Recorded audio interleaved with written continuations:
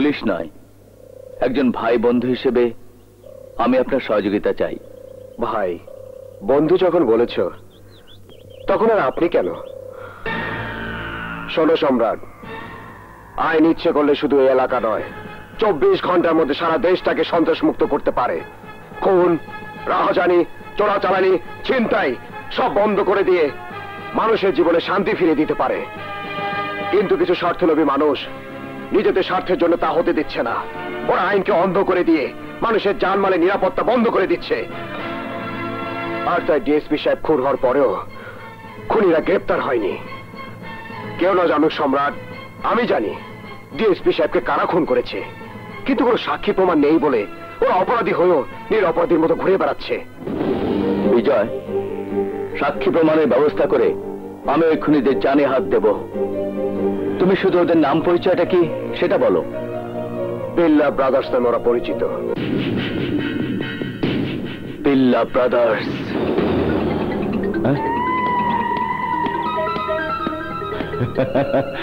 I like it. আসুন রানা সাহেব, আসুন। Mister Rana, please take. No thanks. বলো, হঠাৎ করে আমার সাথে মিটিং করা শখ হলো কেন? বিপদে সবাই উপরওয়ালাকে ডাকে, আর আমি ডেকেছি গ্রেট মাফিয়া ডনদের একজন, আপনাকে। আপনি সারা বিশ্বটাকে দাবার কোট মনে করে রাজা, মন্ত্রী, সেনাপতি নিয়ে খেলা করেন, আর আমি হাটখোলা থেকে বটতলা পর্যন্ত বড় জানায় আছি।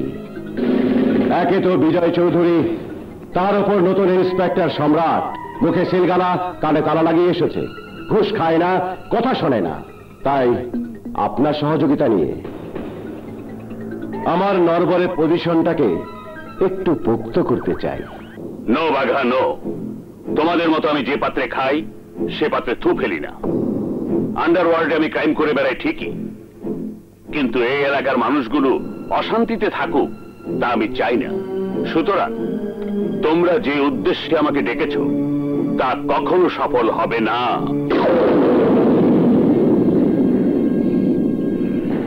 আমি শুধু বিয়ে করতে 24 ঘন্টার জন্য এখানে এসেছি, আর এই 24 ঘন্টার মধ্যে তোমরা বিজয় চৌধুরীর কাছে গিয়ে ক্ষমা চেয়ে আইনের কাছে আত্মসমর্পণ করবে। আন্ডারওয়ার্ল্ডের ডন, আমরা তোমার বন্ধু হতে চেয়েছিলাম। তুমি যখন শত্রু হয়ে দাঁড়িয়েছ তখন তোমাকে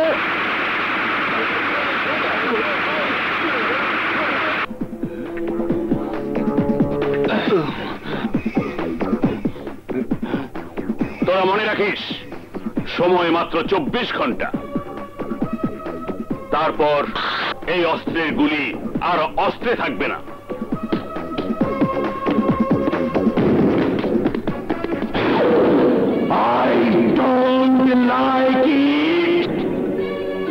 সেজ ভাই, ওকে ছেড়ে দেওয়া ঠিক হলো না। হ্যাঁ, ও আমাদের 24 ঘন্টার আলটিমেটাম দিয়েছে, তাকে 24 সেকেন্ডের মধ্যে চদর বদর করে দিলাম না কেন?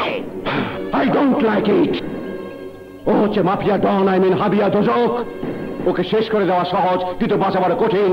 তাই সাক্ষ্য প্রমাণ ছাড়া গোপন হামলায় মামলা খালাস করে দিতে হবে। আন্ডারস্ট্যান্ড? ওকে ব্রাদার, কিন্তু ওকে চদর বদর করে দেওয়ার সুযোগটা ওর বিয়ের রাতেই নিতে হবে। I like it. কিন্তু তার আগেই তোরা শেষ হয়ে যাবি। এই, জেনেছিস কি? শালাকে চদর বদর করে দে।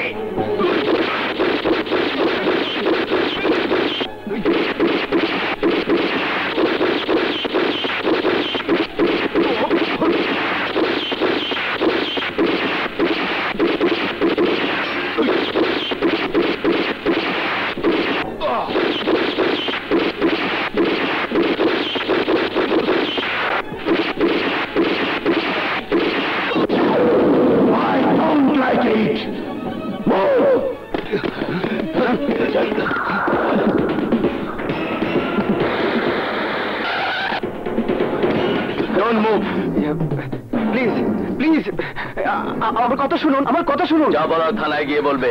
মুভ।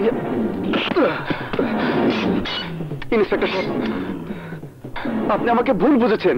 আমি থানায় ফোন করে পুলিশ দোকানে নিয়ে গিয়েছি। ওরা আমার ভাইকে খুন করে প্ল্যান করেছে। আপনি আমাকে যেতে দিন ইন্সপেক্টর সাহেব, আপনি আমাকে যেতে দিন। না, ক্রাইমকে প্রোটেকশন দেওয়া পুলিশের কাজ। তাছাড়া তোমার ভাইও দেশের শত্রু। আজ না হয় কাল একদিন সেও পুলিশের গুলিতে মারা যাবে। আজ ভাইয়ের চিন্তা অস্থির হয়ে উঠেছ, অথচ তাকে কেন বুঝাওনি যে সে মরণের পথে পা বাড়িয়েছে? আমি তাকে বহুবার বুঝিয়েছি। কেমন আছিস ভাই? ভাইয়া, ভাইয়া, এত করে বলার পরও তুমি অবৈধ পথ থেকে সরে দাঁড়াওনি, আর তাই আমি তোমার মায়া মমতার ছায়া থেকে সরে দাঁড়ালাম।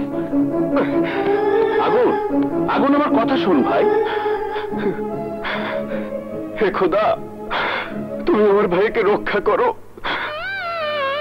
জানো স্বপ্না, আজকের এই খুশির দিনে একটা ব্যাপার আমাকে বড় কষ্ট দিচ্ছে, আর তা হচ্ছে আমার ছোট ভাই আগুন। ও আমাকে ভুল বুঝে দূরে সরে আছে। ঠিক আছে, আমার দেবরকে খুঁজে এনে সব মান অভিমান দূর করে দিয়ে তোমার বুকে ফিরিয়ে দেব।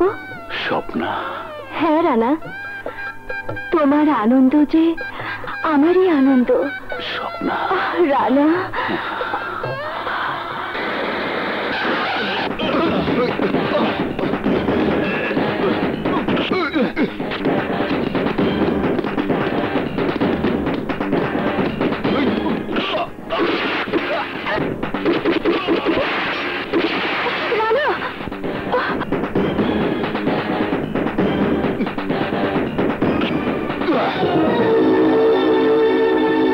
তোর দেওয়া আলটিমেটাম আজ চদর বদর করে দিতে এসেছি। একেবারে খতম। তোমরা কি চাও? আমরা তোর বাসর রাতের সঙ্গী।